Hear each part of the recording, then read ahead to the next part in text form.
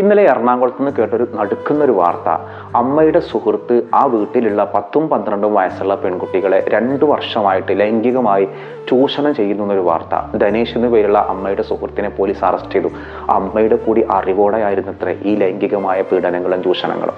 അറസ്റ്റിലാവാൻ ഒരു കാരണമുണ്ട്. ഇയാൾ ഈ 2 പെൺകുട്ടികളെ 10-12 വയസ്സുള്ള പെൺകുട്ടികളെ ലൈംഗികമായി ചൂഷണം ചെയ്യുമ്പോൾ തന്നെ അവരുടെ സോഷ്യൽ മീഡിയ അക്കൗണ്ടിൽ നിന്ന് അവരുടെ കൂട്ടുകാരികളെ കണ്ടു. അപ്പോൾ ഇയാൾക്ക് പിന്നെ ഈ കൂട്ടുകാരികളെയും കൂടി വേണം. ഇയാൾ വൈകൃതമുള്ള ഒരാളാണ്.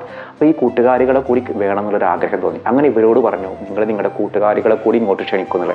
അയാളുടെ ഉള്ളിലുള്ള വക്രബുദ്ധിയും മനസ്സിലാക്കിയ ഈ പെൺകുട്ടികൾ അതിന് തയ്യാറായില്ല.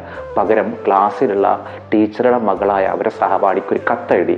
ആ കത്തിലാണ് പൊള്ളുന്ന ഈ അനുഭവങ്ങൾ ഈ 12 വയസ്സുള്ള പെൺകുട്ടി പങ്കുവച്ചത്. ആ കത്ത് കിട്ടിയ പെൺകുട്ടി അമ്മയായ ടീച്ചർക്ക് കാര്യങ്ങൾ പറഞ്ഞു കൊടുത്തു. അങ്ങനെ അവരാണ് ചൈൽഡ് ലൈനെയും പോലീസിനെയും വിവരം അറിയിക്കുന്നത്.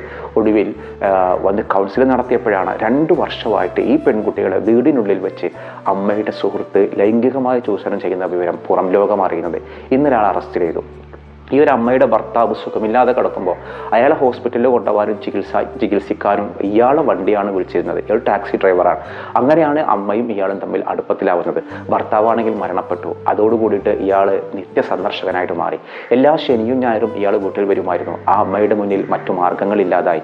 കാരണം എന്തിനും ഏതിനും ഒരു ആൺതുണയായിട്ട് ഇയാൾ വന്നു. പക്ഷേ അയാളുടെ ഉദ്ദേശം അമ്മ മാത്രമായിരുന്നില്ല. അമ്മയുടെ കൂടെ ലിവിങ് ടുഗറായിട്ട് ജീവിക്കുമ്പോൾ തന്നെ അയാളുടെ കാമക്കണ്ണുകൾ പോയത് ആ 10-12 വയസ്സുള്ള ചെറിയ പെൺകുട്ടികളേക്കാൾ. എന്തൊരു തരം ക്രൂരതയുള്ളൊരു മനുഷ്യരാണ് നമ്മുടെ ചുറ്റുമുള്ളത്. ഓരോ പെൺകുട്ടിയും പീഡിപ്പിക്കപ്പെടുന്നത് പുറത്തുനിന്നല്ല, അകത്തുനിന്ന് തന്നെയാണ്. വീടകത്തു നിന്ന്, പ്രിയപ്പെട്ടവരിൽ നിന്ന്, വിശ്വസിക്കപ്പെടുന്നവരിൽ നിന്ന്. ശക്തമായ ധാർമ്മിക മൂല്യമുള്ള കുടുംബങ്ങളിൽ നിന്ന് മാത്രമാണ് പെൺകുട്ടികൾക്ക് ഒരല്പമെങ്കിലും രക്ഷയുണ്ടാകും. അതുകൊണ്ട് നമ്മുടെ കുടുംബങ്ങളിൽ പരമാവധി ധാർമ്മികമായ മൂല്യങ്ങൾ നമ്മൾ ഉയർത്തിപ്പിടിക്കണം. അതിൻ്റെ കോട്ടക്കുള്ളിലാവട്ടെ നമ്മുടെ പെൺകുട്ടികളും നമ്മളും വളരേണ്ടത്.